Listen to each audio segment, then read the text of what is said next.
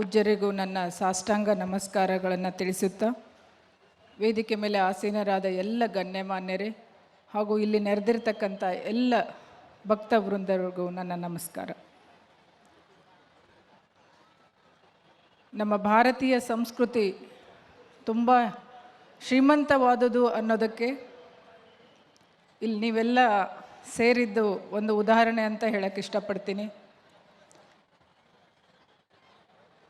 ನಮ್ಮ ಸಂಸ್ಕೃತಿ ಸಂಸ್ಕಾರ ಮನೆಯಿಂದ ಶುರುವಾದರೆ, ಮಕ್ಕಳಿಗೆ ಮನೆಯಿಂದನೇ ಅಥವಾ ತಾಯಿಯಿಂದ ಸಂಸ್ಕಾರ ಶುರುವಾಗುತ್ತೆ ಅಂತ ಹೇಳ್ತಾರೆ.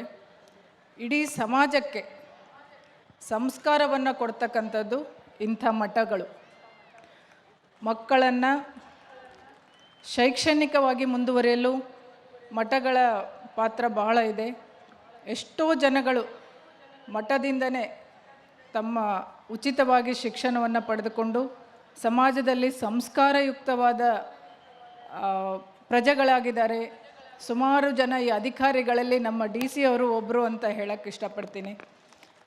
ಇಂಥ ಮಠಗಳಿಂದ ನಾವು ಬರೀ ಇದು ಜಾತ್ರೆ ಅಂದರೆ ಬರೀ ಹಬ್ಬ ಅಲ್ಲ, ಇದೊಂದು ನಮ್ಮ ಸಂಸ್ಕೃತಿಯ ಪ್ರತೀಕ, ನಮ್ಮ ಆಧ್ಯಾತ್ಮಿಕತೆಯ ಪ್ರತೀಕ ಹಾಗೂ ಸಮಾಜದ ಏಕತೆಯ ಪ್ರತೀಕ. ನಾವೆಲ್ಲ ಸೇರಿಕೊಂಡು ಇವತ್ತು ಮಹಿಳೆಯರಿಗೋಸ್ಕರನೇ ಸ್ವಾಮೀಜಿಯವರು ಒಂದು ವೇದಿಕೆ ನಾವು ಒದಗಿಸಿಕೊಟ್ಟಿದ್ದಕ್ಕೆ ಎಲ್ಲ ಮಹಿಳೆಯರ ಪರವಾಗಿ ನಾನು ಮತ್ತೊಮ್ಮೆ ಸ್ವಾಮೀಜಿಯವರಿಗೆ ಧನ್ಯವಾದಗಳನ್ನು ಹೇಳಕ್ಕೆ ಇಷ್ಟಪಡ್ತೀನಿ. ನಾನು ಆವಾಗಲೇ ಹೇಳಿದಾಗೆ ಮಕ್ಕಳಿಗೆ ಸಂಸ್ಕಾರ ಮನೆಯಿಂದ ಶುರು ಆದ್ರೂ ಕೂಡ ಸಮಾಜದಲ್ಲೆಲ್ಲ ಮಹಿಳೆಯರನ್ನು ಒಳಗೊಂಡು ಪ್ರತಿಯೊಬ್ಬರಿಗೂ ಚಿಕ್ಕ ವಯಸ್ಸಿನಿಂದ ಹಿಡಿದು ಎಲ್ಲ ಹಿರಿಯ ವಯಸ್ಸಿನವರೆಗೂ ಸಂಸ್ಕಾರವನ್ನು ಕೊಡತಕ್ಕಂಥದ್ದು ನಮ್ಮ ಮಠಗಳು. ಆ ಮಠಗಳನ್ನು ನಾವು ನೀವೆಲ್ಲ ನಿಮ್ಮ ನೆಚ್ಚಿನ ಧಾರಾವಾಹಿಗಳನ್ನು ಬಿಟ್ಟು ಇಲ್ಲಿ ಬಂದಿದ್ದೀರಿ ಅಂದರೆ ಯಾವುದು ದೊಡ್ಡದು ಅನ್ನೋದನ್ನು ಇದು ತೋರಿಸ್ಕೊಡ್ತದೆ. ಆವಾಗಲೇ ಹೇಳ್ತಾಯಿದ್ರು ಸ್ವಾಮೀಜಿ, ಧಾರಾವಾಹಿಗಳನ್ನು ನಾನು ನೋಡೋಕ್ಕೆ ಬೇಡ ಹೇಳೋದಿಲ್ಲ. ನಾನು ಈ ಸಂದರ್ಭದಲ್ಲಿ ಇದು ಪ್ರಸ್ತುತ ಹೌದು ಅಲ್ಲೋ ಗೊತ್ತಿಲ್ಲ, ಬಟ್ ನನಗೆ ಯಾವಾಗಲೂ ಯಾವುದೇ ವೇದಿಕೆಯಲ್ಲಿ ಒಂದೆರಡು ಮಾತು ಮಾತಾಡಬೇಕಂದ್ರೆ ನಾನು ಪೊಲೀಸ್ ಆಫೀಸರ್ ಅನ್ನೋದು ಒಂದು ಯಾವಾಗಲೂ ನನಗೆ ತಲೆಯಲ್ಲಿ ಬರ್ತಾ ಇರುತ್ತೆ. ಮನೆ ಹಾಳ ಬುದ್ಧಿ ಕಲಿಸ್ಕೊಡೋದು ಗೊತ್ತಿಲ್ಲ ನನಗೆ ಧಾರಾವಾಹಿಯವರು ಎಷ್ಟು ನನ್ನನ್ನು ಹೇಟ್ ಮಾಡ್ತಾರೆ ಅಂತ. ಮನೆ ಹಾಳ ಬುದ್ಧಿಯನ್ನು ಕಲಿಸ್ಕೊಡುವಂಥ ಧಾರಾವಾಹಿಗೆ ಎಷ್ಟು ಎಡಿಕ್ಟ್ ಆಗಿದ್ದೀರಿ ಅಂದರೆ, ಹಿಂದಿನ ಬಾಗಿಲಿಂದ ಕಳ್ಳ ಬಂದು ಮನೆ ಕಳ್ಳತನ ಮಾಡ್ಕೊಂಡು ಹೋದರೂ ಗೊತ್ತಾಗಿರಲ್ಲ. ಆಗಿದೆ ಉದಾಹರಣೆ. ಮಕ್ಕಳಿಗೆ ಓದ್ರಿ ಅಂತ ಕೂರಿಸೋದು, ನೀವು ಧಾರಾವಾಹಿ ನೋಡೋದು, ಹೆಂಗೆ ಕಾನ್ಸಂಟ್ರೇಷನ್ ಮಾಡೋಕ್ಕಾಗತ್ತೆ ಮಕ್ಕಳಿಗೆ? ನೀವು ಒಂದು ವಚನದ ಬುಕ್ಕನೋ ಒಂದು ಕಾದಂಬರಿಯೇನೋ ಹಿಡ್ಕೊಂಡು ಕೂತ್ಕೊಳ್ಳಿ ಅವ್ರ ಮುಂದೆ. ನೀವು ಪಾಠ ಹೇಳ್ಕೊಡ್ಬೇಕು ಅಂತಲ್ಲ, ನೀವೇನು ಮಾಡ್ತೀರಿ, ಮಕ್ಕಳು ಹೇಳಿದ್ದನ್ನೇ ಯಾರೂ ಕೇಳಿ ಕಲಿಯೋದಿಲ್ಲ. ನಾವು ಹೆಂಗೆ ನಡ್ಕೋತೀವಿ ನಮ್ಮನ್ನು ನೋಡಿ ಕಲಿತಾರೆ ಮಕ್ಕಳು. ಈ ಸಮಾಜದಲ್ಲಿ ಏನು ನಮ್ಮ ಮಠಗಳು ಹೇಗೆ ನಡ್ಕೋತವೆ ಅನ್ನೋದನ್ನು ನಾವೆಲ್ಲ ಹೆಂಗೆ ನೋಡಿ ಕಲಿತೀವಿ, ಅವರ ಆಧ್ಯಾತ್ಮಿಕತೆಯನ್ನು ನಾವು ಹೆಂಗೆ ಕಲ್ಕೋತೀವಿ, ಹಾಗೇ ಮಕ್ಕಳು ಮನೆಯಲ್ಲಿ ನಮ್ಮನ್ನು ನೋಡಿ ಕಲಿತಾರೆ. ದಯಮಾಡಿ ಹೆಣ್ಮಕ್ಳು, ನಿಮ್ಮ ಮಕ್ಕಳ ಭವಿಷ್ಯ ಉಜ್ವಲ ಆಗಬೇಕಂದ್ರೆ ಎಲ್ಲರೂ ಫಸ್ಟ್ ರ್ಯಾಂಕ್ ಬರೋಕ್ಕೆ ಸಾಧ್ಯನೇ ಇಲ್ಲ.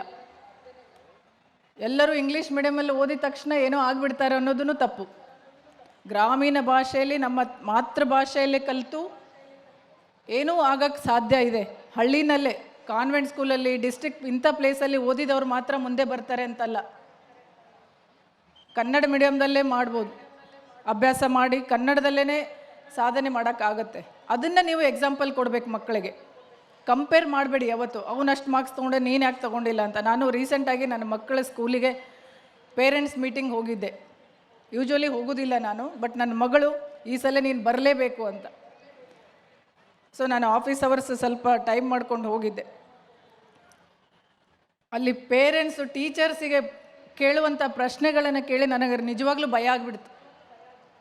ಏನು ಎಕ್ಸ್ಪೆಕ್ಟ್ ಮಾಡ್ತಾಯಿದ್ದೀವಿ? ತಾಯಂದ್ರೆ ಜಾಸ್ತಿ ಇರೋದಕ್ಕೆ ನಾನು ಹೇಳ್ತಾ ಇದ್ದೀನಿ. ಏನು ಎಕ್ಸ್ಪೆಕ್ಟ್ ಮಾಡ್ತಾಯಿದ್ದೀವಿ ಮಕ್ಕಳ ಕಡೆಯಿಂದ ನಾವು? ಬರೀ ರ್ಯಾಂಕಾ ಅಥವಾ ಸಂಸ್ಕಾರನ? ಕಲೀಲಿ ಮಕ್ಕಳು. ಎಲ್ಲರೂ ಒಂದೇ ಥರ ಇರಲ್ಲ. ಹುಟ್ಟುತ್ತಾ ಯಾವುದು ದೊಡ್ಡನೂ ಅಲ್ಲ, ಬುದ್ಧಿವಂತನೂ ಅಲ್ಲ. ದಯಮಾಡಿ ಮಕ್ಕಳಿಗೆ ಮೊದಲು ಸಂಸ್ಕಾರ ಕಲಿಸ್ಕೊಡಿ. ಅವ್ರು ಏನೇ ಓದಿದ್ರು ಏನೂ ಕೊನೆಗೆ ಬಂದು ಅವರು ಸಮಾಜದಲ್ಲಿ ಬದುಕೋದು ಹೆಂಗೆ ಅನ್ನೋದು ಕಲಿಸ್ಕೊಡಿ ಹೊರತು ಬೇರೆ ಥರ ಕಂಪೇರ್ ಮಾಡಿಬಿಟ್ಟು ಅವ್ರಿಗಿಷ್ಟ ಇಲ್ಲದೆ ಇರೋದಕ್ಕೆ ದೂಡೋದು ಬೇಡ. ಹಾಗಾಗಿ ಇತ್ತೀಚೆಗೆ ಆತ್ಮಹತ್ಯೆಗಳು ನೆಗೆಟಿವ್ ಥಾಟ್ಸ್ಗಳು, ಬೇರೆ ಬೇರೆ ಸಾಮಾಜಿಕ ಜಾಲತಾಣದಲ್ಲಿ ಇಲ್ಲದೇ ಇರುವಂಥ ಕೆಟ್ಟ ಬುದ್ಧಿ ಬೆಳೀತಾ ಇರೋದು ಇದೇ ಕಾರಣಕ್ಕೆ. ಹಾಗಾಗಿ ನಾನು ಈ ಮಹಿಳಾ ಗೋಷ್ಠಿಯನ್ನು ಒಂದು ಪ್ರಸ್ತುತ ಹೌದೋ ಅಲ್ಲ ಗೊತ್ತಿಲ್ಲ, ಒಂದೆರಡು ಮಾತು ಹೇಳಬೇಕನ್ನಿಸ್ತು.